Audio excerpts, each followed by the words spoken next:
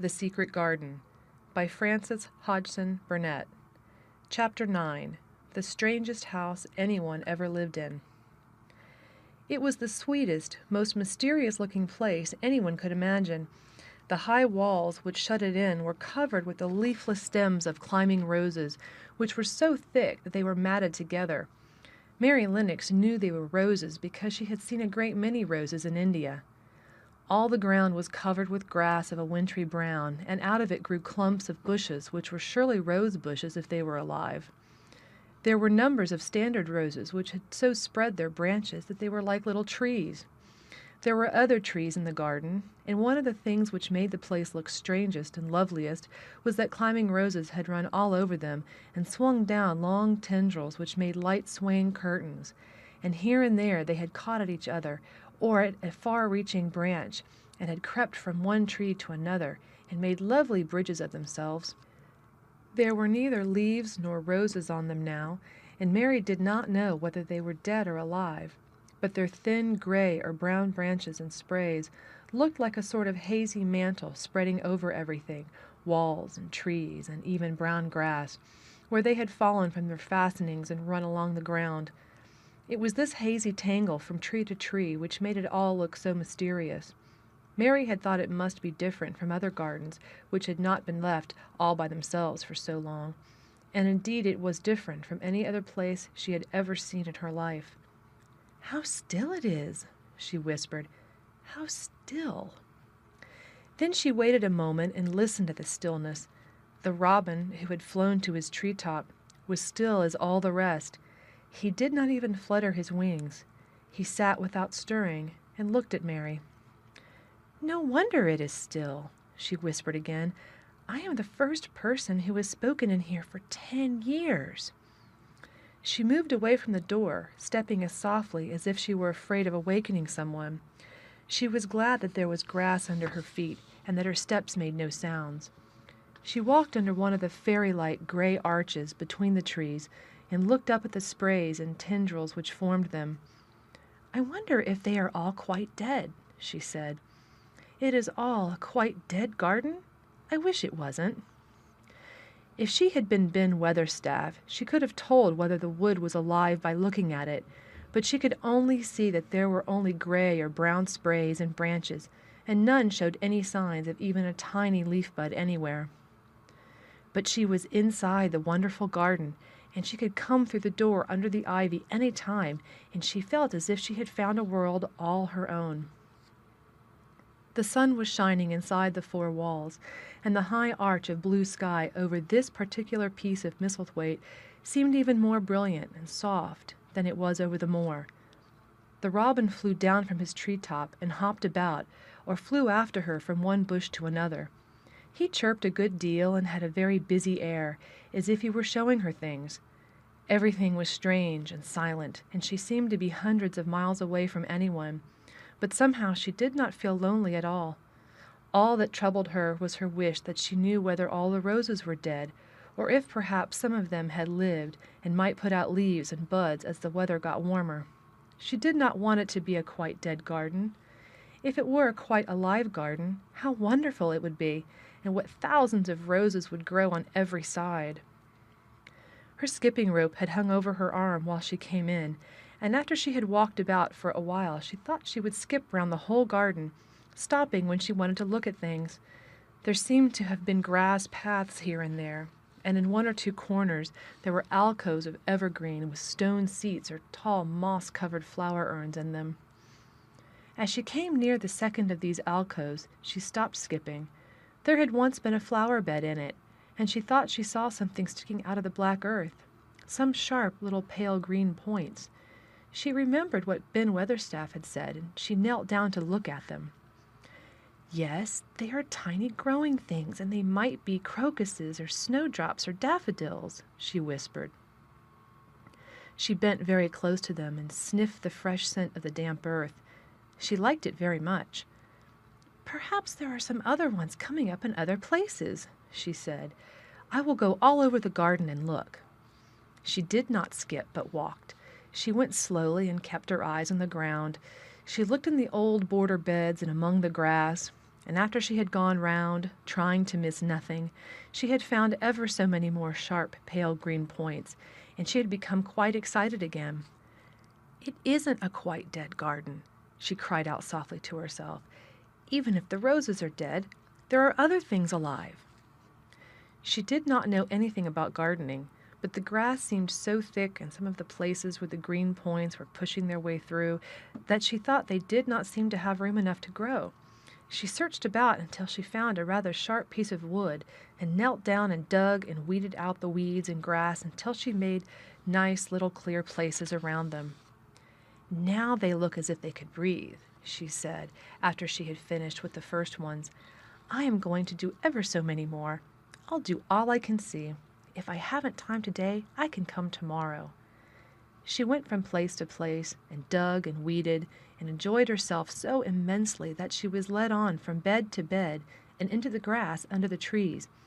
The exercise made her so warm that she first threw her coat off, and then her hat, and without knowing it she was smiling down onto the grass and the pale green points all the time.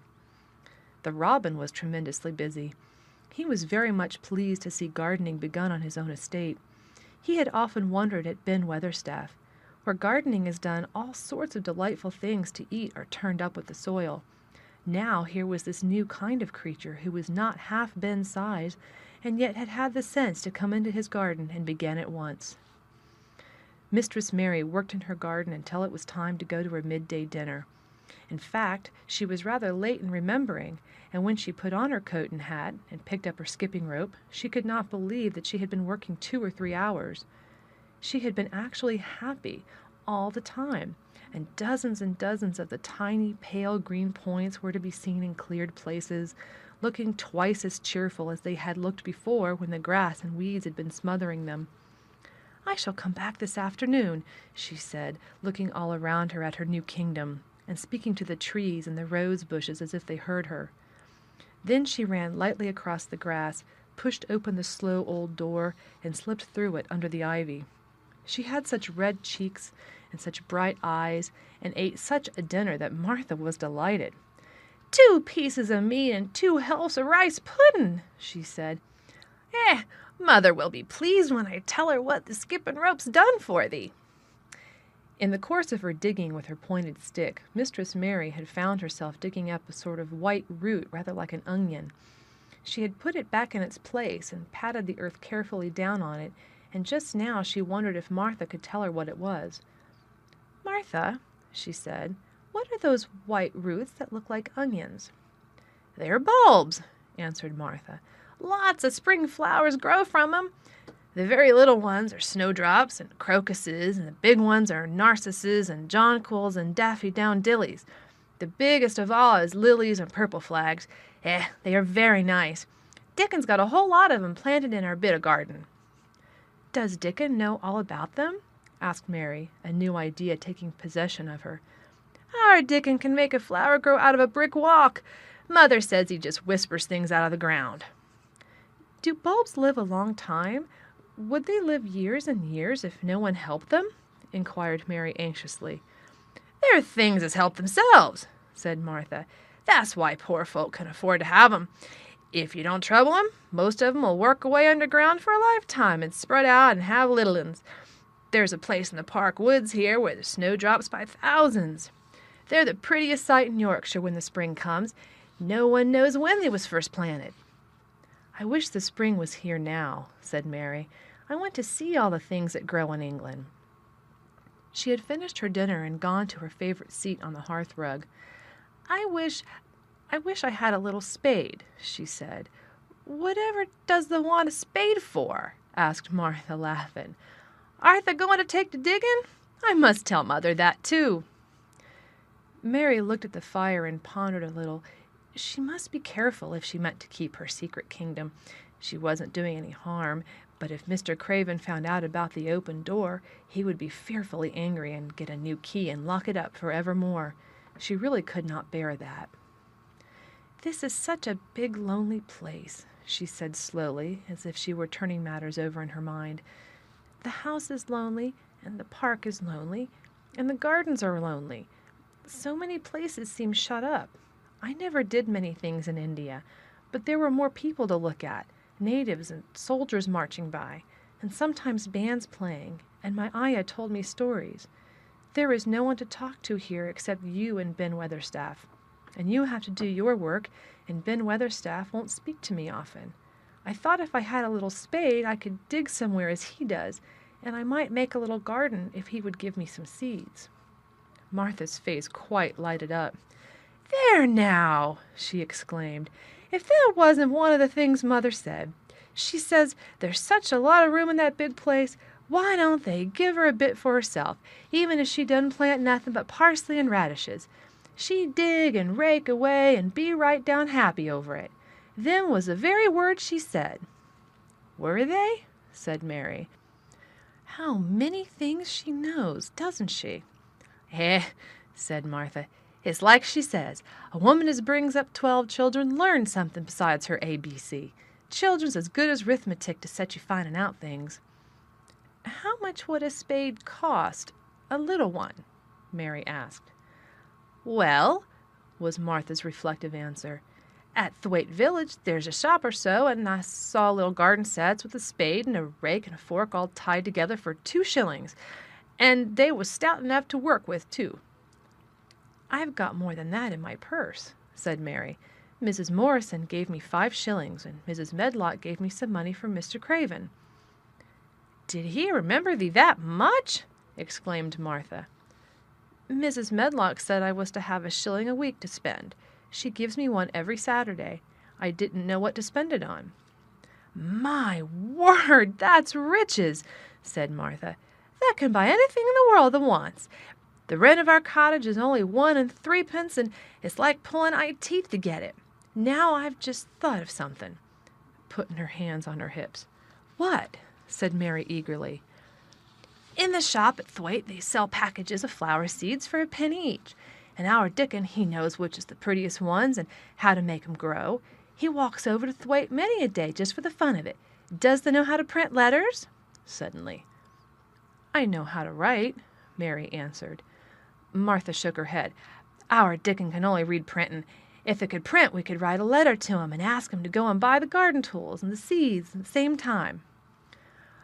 "Oh, you're a good girl," Mary cried. "You are, really. I didn't know you were so nice. I know I can print letters if I try. Let's ask Mrs. Medlock for a pen and ink and some paper." "I've got some of my own," said Martha. "I bought 'em so I could print a bit of a letter to Mother of a Sunday. I'll go and get it."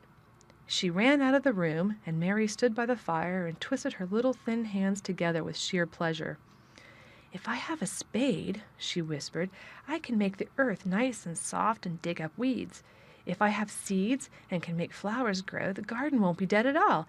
It will come alive." She did not go out again that afternoon because when Martha returned with her pen and ink and paper, she was obliged to clear the table and carry the plates and dishes downstairs, and when she got into the kitchen, Mrs. Medlock was there and told her to do something. So Mary waited for what seemed to her a long time before she came back. Then it was a serious piece of work to write to Dickon. Mary had been taught very little because her governess had disliked her too much to stay with her.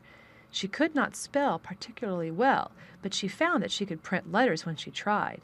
This was the letter Martha dictated to her. "My dear Dickon, this comes hoping to find you well as it leaves me at present.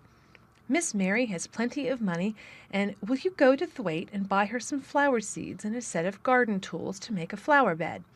Pick the prettiest ones and easy to grow because she has never done it before and lived in India, which is different. Give my love to Mother and every one of you. Miss Mary is going to tell me a lot more so that on my next day out you can hear about elephants and camels and gentlemen going hunting lions and tigers. Your loving sister, Martha Phoebe Sowerby." "We'll put the money in the envelope, and I'll get the butcher boy to take it in his cart. He's a great friend of Dickon's," said Martha. "How shall I get the things when Dickon buys them?" "He'll bring 'em to you himself. He'll like to walk over this way." "Oh!" exclaimed Mary. "Then I shall see him. I never thought I should see Dickon." "Does thee want to see him?" asked Martha suddenly, for Mary had looked so pleased. "Yes, I do. I never saw a boy foxes and crows loved. I want to see him very much." Martha gave a little start, as if she remembered something. "Now to think," she broke out, "to think of me forgetting that there, and I thought I was going to tell you the first thing this morning. I asked Mother, and she said she'd ask Mrs. Medlock her own self." "Do you mean—" Mary began. "What I said Tuesday. Ask her if you might be driven over to our cottage some day and have a bit of Mother's hot oat cake and butter and a glass of milk." It seemed as if all the interesting things were happening in one day. To think of going over the moor in the daylight and when the sky was blue. To think of going into the cottage which held 12 children. "Does she think Mrs. Medlock would let me go?" she asked, quite anxiously. "Aye, she thinks she would. She knows what a tidy woman Mother is, and how clean she keeps the cottage." "If I went, I should see your mother as well as Dickon," said Mary, thinking it over and liking the idea very much. "She doesn't seem to be like the mothers in India." Her work in the garden and the excitement of the afternoon ended by making her feel quiet and thoughtful. Martha stayed with her until tea time, but they sat in comfortable quiet and talked very little. But just before Martha went downstairs for the tea tray, Mary asked a question. "Martha," she said, "has the scullery maid had the toothache again today?" Martha certainly started slightly. "What makes thee ask that?"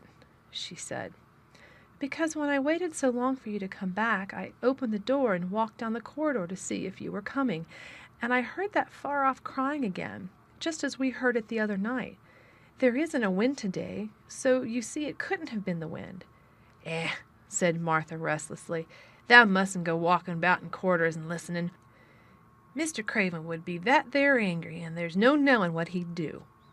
"I wasn't listening," said Mary. "I was just waiting for you, and I heard it. That's 3 times. "My word! There's Mrs. Medlock's bell," said Martha, and she almost ran out of the room. "It's the strangest house anyone ever lived in," said Mary drowsily, as she dropped her head on the cushioned seat of the armchair near her. Fresh air and digging and skipping rope had made her feel so comfortably tired that she fell asleep. Read by Sarah Jenkins for Lit2Go, on the web at fcit.usf.edu. End chapter.